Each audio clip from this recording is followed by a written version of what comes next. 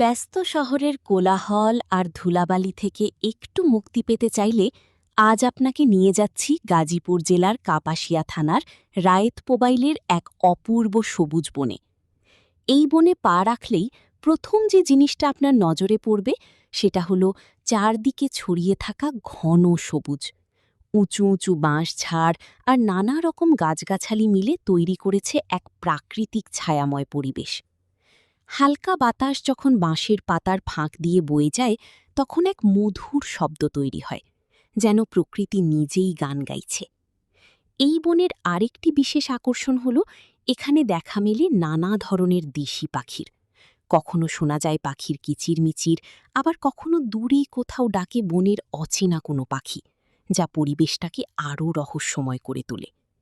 শুধু পাখিই নয়, এই বনে রয়েছে ছোট ছোট প্রাণীরও বসবাস। মাঝে মাঝে চোখে পড়বে দৌড়ে বেড়ানো কাঠবিড়ালি, গাছের ডালে লাফিয়ে বেড়াচ্ছে তারা নিজের মতো করে।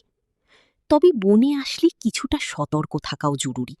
এখানে মাঝে মাঝে সাপের দেখা মিলতে পারে, তাই চলাফেরার সময় সাবধানে থাকা ভালো। এছাড়া রয়েছে বিভিন্ন ধরনের পোকামাকড়, যেমন মশা, পিঁপড়া, যারা এই বনেরই একটি স্বাভাবিক অংশ। বিশেষ করে কিছু বিষাক্ত মশা থাকতে পারে, তাই আগে থেকেই প্রস্তুতি নিয়ে আসা উচিত। বনের পাশেই রয়েছে সবুজে ঘেরা ধানক্ষেত, যেখানে প্রকৃতির সৌন্দর্য আরও বিস্তৃত হয়ে ধরা দেয়। নীল আকাশ, সবুজ মাঠ আর গাছপালার মিশেলে এটি যেন এক জীবন্ত ছবি। যারা প্রকৃতি ভালোবাসেন, যারা একটু নিরিবিলি সময় কাটাতে চান, তাদের জন্য এই জায়গাটি হতে পারে একদম পারফেক্ট। তাই সুযোগ পেলে একদিন ঘুরে আসুন এই শান্ত, সবুজ আর মনোমুগ্ধকর বনে। ভিডিওটি যদি আপনার ভালো লাগে তাহলে অবশ্যই লাইক দিন। ব্যস্ত শহরের কোলাহল আর ধুলাবালি থেকে একটু মুক্তি পেতে চাইলে আজ আপনাকে নিয়ে যাচ্ছি গাজীপুর জেলার কাপাসিয়া থানার রায়েতপোবাইলের এক অপূর্ব সবুজ বনে। এই বনে পা রাখলেই প্রথম যে জিনিসটা আপনার নজরে পড়বে সেটা হলো চারদিকে ছড়িয়ে থাকা ঘন সবুজ। উঁচু উঁচু বাঁশঝাড় আর নানা রকম গাছগাছালি মিলে তৈরি করেছে এক প্রাকৃতিক ছায়াময় পরিবেশ। হালকা বাতাস যখন বাঁশের পাতার ফাঁক দিয়ে বয়ে যায় তখন এক মধুর শব্দ তৈরি হয়, যেন প্রকৃতি নিজেই গান গাইছে। এই বনের আরেকটি বিশেষ আকর্ষণ হল এখানে দেখা মেলে নানা ধরনের দেশি পাখির। কখনো শোনা যায় পাখির কিচিরমিচির, আবার কখনো দূরেই কোথাও ডাকে বনের অচেনা কোনো পাখি, যা পরিবেশটাকে আরও রহস্যময় করে তোলে। শুধু পাখিই নয়, এই বনে রয়েছে ছোট ছোট প্রাণীরও বসবাস।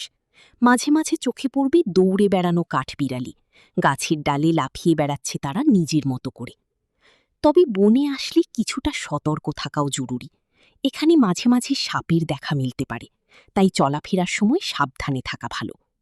এছাড়া রয়েছে বিভিন্ন ধরনের পোকামাকড়, যেমন মশা, পিঁপড়া, যারা এই বনেরই একটি স্বাভাবিক অংশ। বিশেষ করে কিছু বিষাক্ত মশা থাকতে পারে, তাই আগে থেকেই প্রস্তুতি নিয়ে আসা উচিত। বনের পাশেই রয়েছে সবুজে ঘেরা ধানক্ষেত, যেখানে প্রকৃতির সৌন্দর্য আরও বিস্তৃত হয়ে ধরা দেয়। নীল আকাশ, সবুজ মাঠ আর গাছপালার মিশেলে এটি যেন এক জীবন্ত ছবি।